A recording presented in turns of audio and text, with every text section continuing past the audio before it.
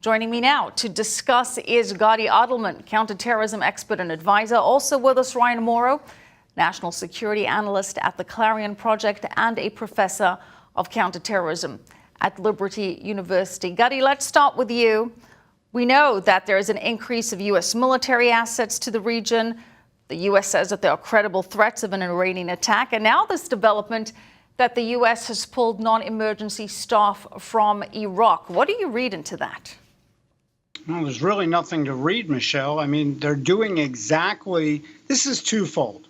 The United States does not want to go to war any more than Iran wants to have a war with the United States. But this is twofold in the sense that they are doing everything as if, and if this were to occur, we would be in the right position. So we don't want people there that are not necessary to be there. But at the same time, it is just adding on to the message that the Trump administration is sending to Iran. We are serious and we can do this if need be. So the U.S. is taking this very seriously, Ryan. I mean, they must be planning for something if, as we're seeing, they're pulling non-essential personnel out of Iraq. So why are we getting a conflicting message from the U.K. on this? Why do they not see it to be as big of a threat?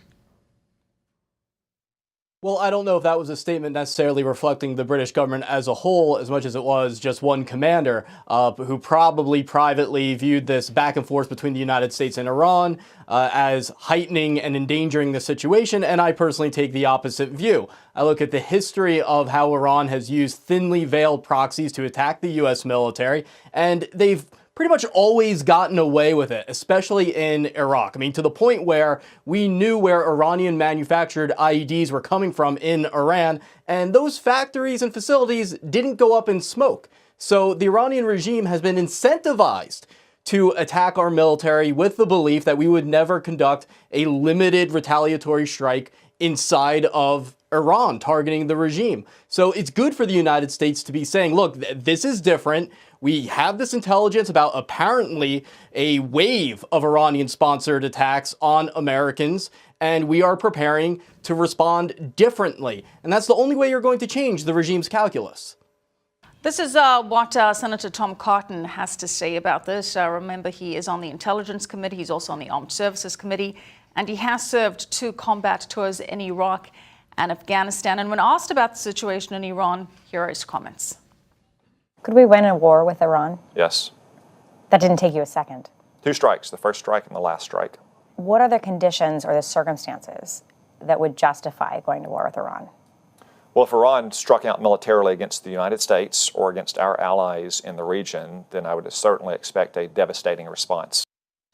Gadi, what would a military confrontation potentially look like? What could that devastating response be? Representative Tom Cotton just answered it. First strike and last strike. You know, right now with what the Trump administration has done, I mean, they've mobilized the full military potential to confront Iran, and they're trying to bring them back to a negotiating table. And they obviously also want them to stop their expansion in the Arab region with all their proxies.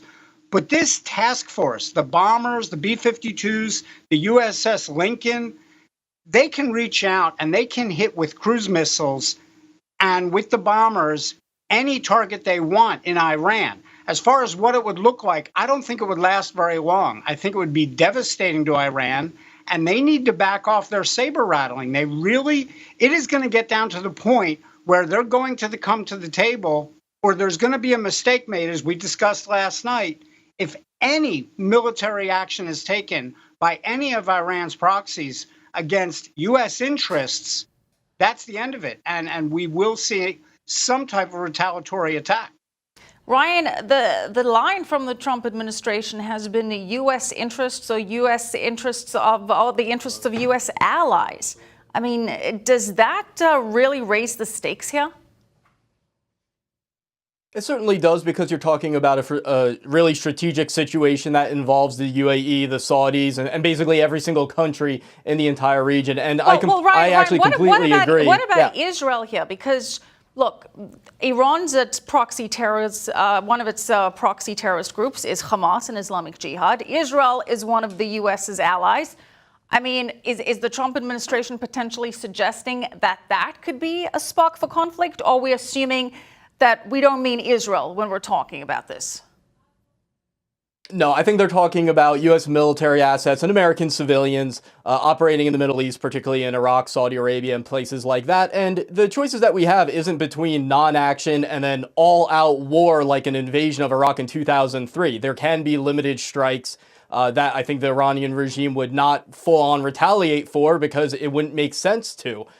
So we don't have to have these two extremes dominating the conversation. And I would also add, I think from Trump's perspective, he's just using the formula he used with North Korea previously that in his mind was successful.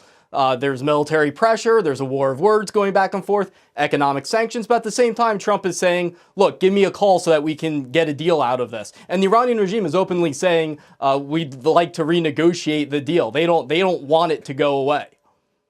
Well, let's see if at any point at all Tehran does come back to the negotiating table, because, Ryan, as you say, that is the Trump administration's agenda, to get an Iran nuclear deal that does, in fact, prevent Iran from getting nuclear weapons. Thank you so much, Ryan Mauro, Gadi Adelman. Appreciate it.